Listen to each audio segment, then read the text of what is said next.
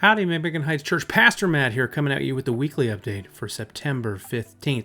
This Sunday, we're in our third sermon series on prayers of the righteous, and this week we're going to be looking at the life of a guy named, what's his name? Jesus? Yes, Jesus. We're going to look at Jesus' life and his, through the lens of submitting to the Father's kingdom and the will of the Father. So we'll be looking at his prayer in the Garden of Gethsemane. So we'll be looking at the life of Jesus. Hopefully you'll be here for us, be with us this week for that, because I am looking forward to it.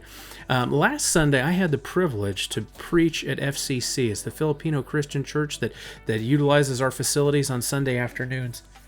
And it was just, I had a great time. It did my spirit well just to like be there and be present and see how the Lord is working through their church, through their congregation, through just their involvement and the members' lives there. And so that was wonderful. And there were a couple things that stood out to me while I was there, is that during their worship service, they had a specific time for offering. Where they passed around a plate and they had some slides and some music going, and slides with lots of Bible verses about giving and tithes and offerings, because Jesus talks a lot about money. I think he almost talks about it, I'd have to go back and double check, almost more than any other subject he talks about money, because for a lot of us, money is very important. It's something we kind of have to deal with. It's something we can easily be sucked into. It can be the love. We can have a love for money. And Jesus tells us that where your treasure is, your heart will be also. And so if we want to be members, of the kingdom that are invested in the kingdom, that we need to be invested in the kingdom with our time, with our talents and abilities, and with our treasure as well.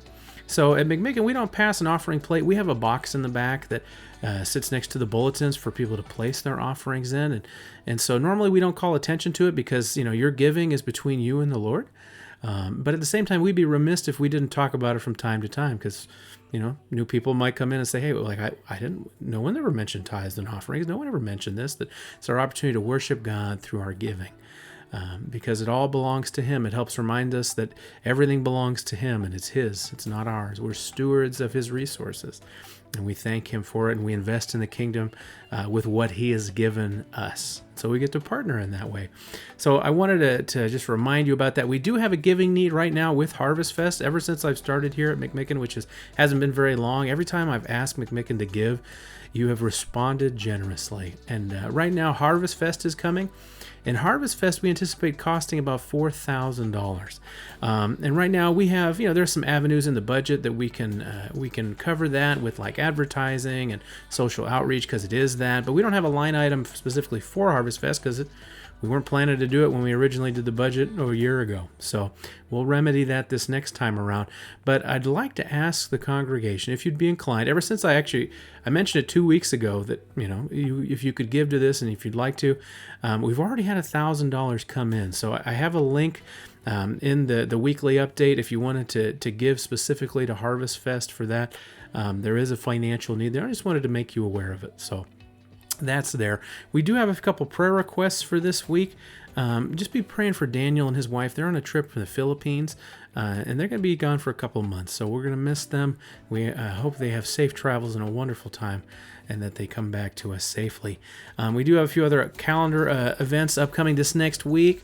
Thursday night, young adult group, my house, starting at 6 o'clock.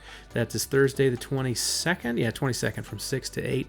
So if you're young adult, if you're in that 18 to 20 question mark range, right? You're in the range, come. We'd love to get to know you some more. So that's coming up on the 22nd. And then on the 24th of September, we're having another yard party starting at 9 in the morning. We're working on some tasks to have for us to do for that specifically, other than just like knowing, yard trimmings and whatnot. So if there's anything else that we can do.